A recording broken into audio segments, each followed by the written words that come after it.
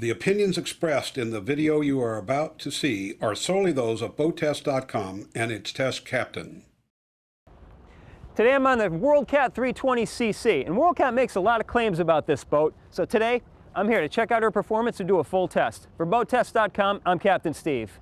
The WorldCat 320cc has a length overall of 32 feet 2 inches and a beam of 10.6. Her top speed with the twin Suzuki 300s was 52 miles per hour, and best cruise came in at 2,500 RPMs and 17.8 miles per hour, where her fuel burn was 8.1 gallons per hour and range was 595 miles. That's what the spreadsheet says anyway. In the real world, I found her to be most comfortable in the 3,000 to 3,500 RPM range. That was where my hands settled the throttle at more often than not, and that had us cruising between 23 and 28 miles per hour while burning 11 to 15 gallons per hour. Monohull boat builders will say that cat boats always lean outboard in the turn. So let's see about that right now. I'm going 34 to 3,500 RPMs, 27 miles an hour, and I'm going to put it into a turn, and you can see the horizon. As I hit the turn, the boat starts out level, and then it leans into the turn. There is no leaning outboard. As I stabilize the turn, come back to straight, we're flat again. That was to starboard, so let's take the torque factor of the engines out of it. I'll do another turn to port. We're now going into a head seat. I come around to port. The boat starts out level and then leans right into the turn. So there is no outboard leaning in the turns.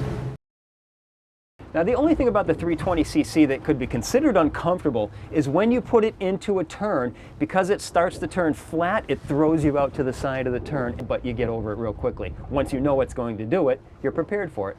Then it starts to lean into the turn, and now you're more stabilized. But that said, this isn't a sport boat. This isn't a boat for skiing and tubing and wakeboarding. This is an offshore performance fishing machine.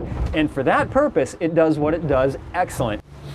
Now, putting the boat into a head seat, it's throwing the water out to the sides quite nicely, and it's taking the waves very gently. There's absolutely no pounding going on in this hull.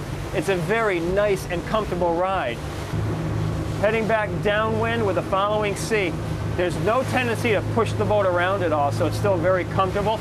But as I come down into the sea, it digs in and throws water heavily out to the sides, and I can adjust that a little bit by just trimming up, and I'm going right on through this following sea, and it's much more comfortable.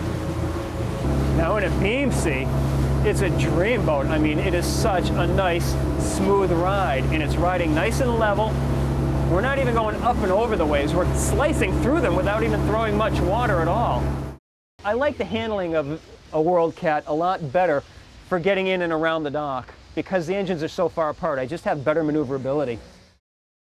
When it comes to the height of the center console, I'd like to see the option for a molded-in step, just so someone my height can have better visibility over the top. Well, there's our look at the performance and handling of the WorldCat 320cc. For BoatTest.com, I'm Captain Steve. We'll see you on the water.